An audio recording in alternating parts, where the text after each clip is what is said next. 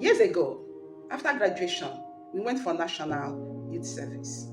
At the orientation camp, I met this girl who was always sad and teary. Most copper colleagues, especially the female ones, they are worried about her situation. But one day, I summoned courage and asked her why she was always sad. She confided in me and told me that her parents persuaded her to get married to someone she didn't love. We were all young girls. She was very young. But immediately she confided in me, she began to disturb my precious life. We would be at the Mami market to eat. The next thing she would see male copper colleagues. Then she would hit me. Hello, Portia. Look at that guy. He's fine. He's finer than my husband. Another day, she will also hit me again. Hello, Portia. Look at that one. He's handsome. He's better than my husband. She kept doing this like someone who was going crazy.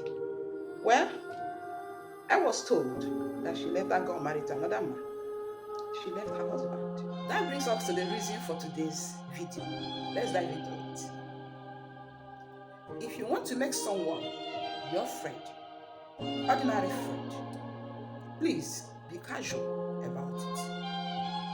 But if you want to make someone your life partner, please be intentional, very intentional about it.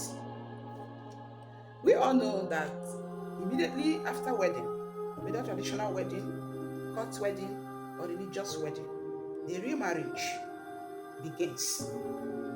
The reality about marriage sets in.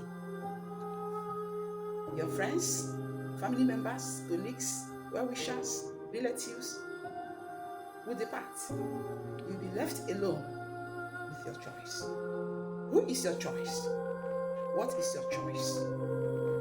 The reason we have many divorce cases today is because some people marry for the wrong reasons. Some just get married because of pressure from their family members. Some get married because they are lonely. They are afraid of staying alone. Some get married because of peer pressure. Some get married because they want the title of either Mr. or Mrs. Some even get married because they just want to flaunt their pictures and videos on social media. When you select a life partner, know that there are adjustable and non-adjustable issues when it comes to marriage. There are things you can change and things you cannot change. For example, you wanted your spec is a tall man, but you ended up getting married to a short man because of some of those reasons I mentioned earlier. Then you get home, you feel like remolding a man God has already molded. And that's what some people do. They think they can change someone. There are things you can change and things you cannot change. If a woman doesn't know how to cook, for example, she can go and learn how to cook. She can go to school of catering. You can even hire a cook to come and teach her how to cook at home. You can even get her books, or she can get books herself and learn how to cook. That is adjustable. But you can't go and marry a short man and begin to think he can grow tall in your house. You cannot adjust that. Some people go and they want to marry an intelligent person.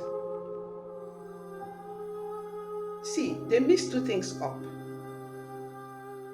When they see somebody who is brilliant, they mistake that person for being intelligent. These are two different qualities.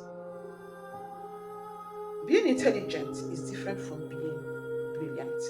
When someone is intelligent, that person is naturally endowed with wisdom from birth.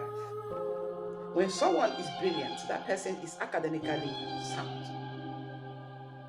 You have to know the difference so that you don't end up getting married to a PhD holder who reasons like a baby tomorrow, who is not intelligent.